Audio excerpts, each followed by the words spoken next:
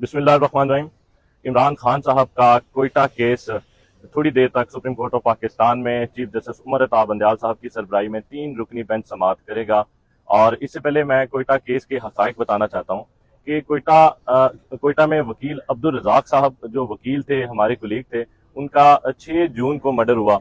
और मर्डर उनका जो मुकामी लोगों से सारी इन्वेस्टिगेशन, सारी बातों से पता चला कि उनकी 3 कबाइल में दुश्मनी थी। और 3 कबाइल में उनकी डेरा मुराद जमाली से उनका पुराना ताल्लुक था। 3 कबाइल में उनकी दुश्मनी थी और इस दुश्मनी की बिना पे कई अफराद का कत्ल हो चुका था। और इसी दुश्मनी की बुनियाद पे इन्होंने सीबी बेंच जो बलूचिस्तान हाई कोर्ट का है, उधर से अपने केसेस को ट्रांसफर करने के लिए एप्लीकेशन दी रजिस्ट्रार हाई कोर्ट को कि मैं दुश्मनी की बिना पे इधर केसेस नहीं कर सकता। मेरे तमाम केसेस कोयटा हाई कोर्ट जो principal Balochistan high court Quetta में जो प्रिंसिपल जो है सीट है, उधर मेरे तमाम केसेस को ट्रांसफर कर दिया जाए, जो बाद ट्रांसफर भी कर दिए गए। 6 जून को इनका मर्डर होता है। प्राइम मिनिस्टर जो एक्स प्राइम मिनिस्टर है शहबाज शरीफ, उनके मशीर अताक तारड़ साहब 6 जून को जब अभी उनकी लास्ट ट्रॉमा सेंटर कोयटा में पड़ी हुई थी, तो 2 बजे के करीब इधर उन्होंने प्रेस कॉन्फ्रेंस की और उस सारी प्रेस कॉन्फ्रेंस में इमरान खान साहब को इस कत्ल के इल्जाम लगाना शुरू कर दिए। तो ऐसे लगता था कि शायद इनकी पहले से प्लानिंग है इमरान खान साहब को इस केस में फंसाने की। कत्ल के कुछ दिन बाद जो वकील साहब हैं, उनकी दूसरी बीवी ने प्रेस कॉन्फ्रेंस की मुकामी तौर पे डेरा मुराद जमाली में कि मेरे जो खामद हैं उनको मेरी ही अपनी फैमिली ने कत्ल किया है।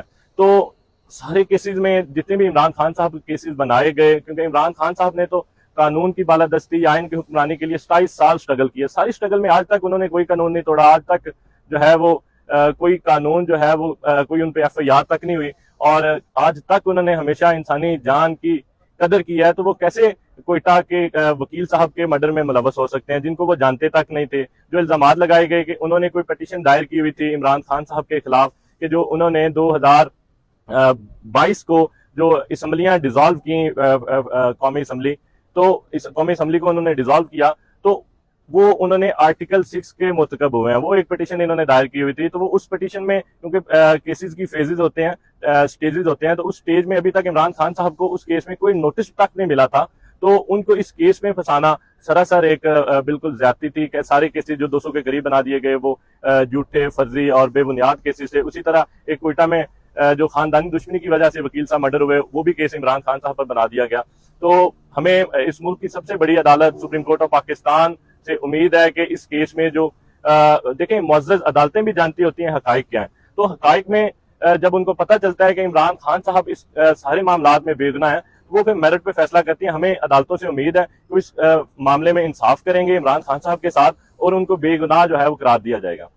दूसरा मैं आपको बताऊं कि हमारा जो तोशाखाना केस जो कल सुप्रीम कोर्ट ऑफ पाकिस्तान में भी उसकी हियरिंग थी, आज जो है 12 बजे इस्लामाबाद हाई कोर्ट में लगा हुआ है। और उसके बाद 2 बजे जो है supreme court of Pakistan Umar Ata Bandial साहब की सरबराही में 3 रुकनी बेंच उसमें समाअत करेगा। तो तोशाखाना केस के हवाले से हमें उम्मीद है कि इंसाफ के तकाजे पूरे किए जाएंगे और इमरान खान साहब की इस केस में जमानत होगी।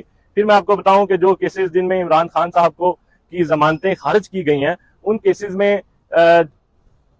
में हमने प्रोटेक्शन के लिए एप्लीकेशन, पिटीशन जो है वो दायर कर दी है सुप्रीम कोर्ट ऑफ पाकिस्तान में।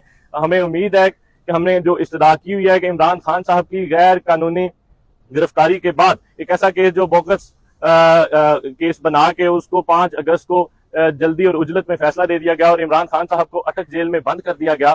तो उसके बाद जितनी जमानतें उनकी खारिज हुई हैं अदालतों से, तो हमने प्रोटेक्शन मांगी है कि उसमें इमरान खान साहब को किसी केस में गिरफ्तारी से रोका जाए। तो हमें इंसाफ की उम्मीद है। इंशाल्लाह आज का दिन बहुत जो है वो अहम दिन है। इंशाल्लाह हमें उम्मीद है कि हक और सच के फैसले होंगे।